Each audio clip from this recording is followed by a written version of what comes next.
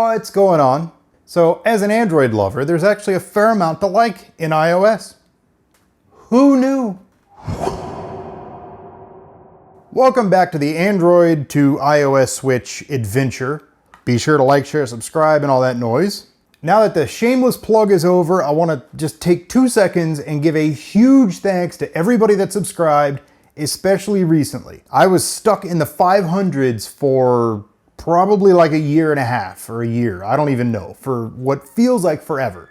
So to all of you that subscribed, a huge thank you, and now, onward! I've always given credit where credit is due when it comes to iThings, and over my week almost with this, I found that there's actually a few things that I quite like about it. For instance, Apple just fixed the notifications in iOS. Yes, I said fixed. The notifications with this latest update to iOS 12. And I must say, I quite like it. For instance, being able to delete emails and stuff from the lock screen is pretty cool. I know the way that iOS handled notifications before iOS 12 was kind of a dumpster fire.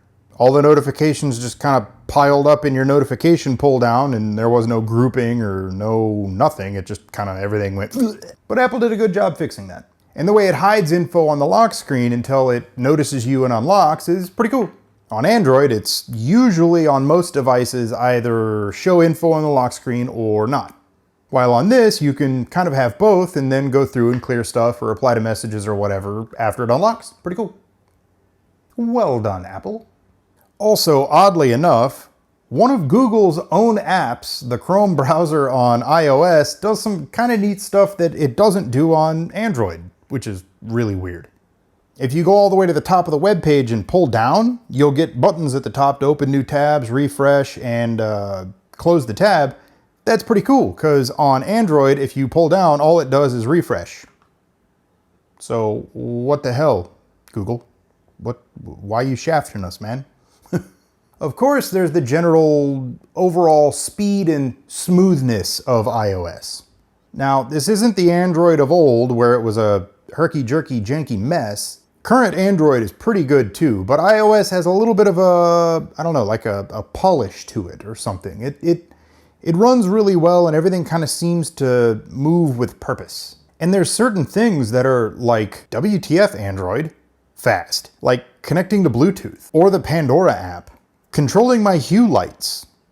Hell, even the GIF search, GIF, whatever. The search for those on Facebook works 1,000 times better than it does on Android.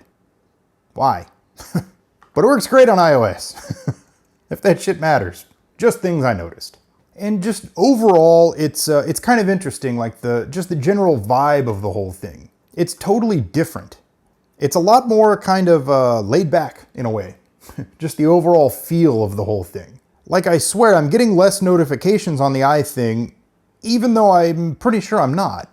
Of course, I don't have everything installed on the iPhone that I do on my Android, but still, it's like, it just seems like I wake up in the morning and I have 8 million emails and 50,000 Facebook notifications, and on the iThing, I don't.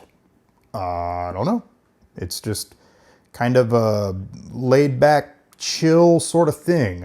Maybe it's all in my head. I don't know. Just another one of those weird things I kind of noticed. So overall, yeah, I like it. I mean, it's not something that I would use on a daily basis, but overall, it's good. It's good. The things I dislike about it are going to make for a very long video compared to this, but still, overall, I could use the thing. Seriously, they've taken so much stuff borrowed, so much stuff from Android at this point that really I could kind of make do with either. Like I mentioned previously multiple times, I don't want this as a daily driver for more than one reason, but could I have it as like a second device or something? Yeah, for sure. Yeah, because it's pretty cool. It does some pretty neat stuff. The number one thing in my book that is actually kind of a huge selling point of this, even kind of justifies the cost of it, is GarageBand. Now, I'm going to make an entire dedicated video to GarageBand because it's that huge of a thing to me. Would most people use it? No. Does it justify the cost for the vast majority of people? No.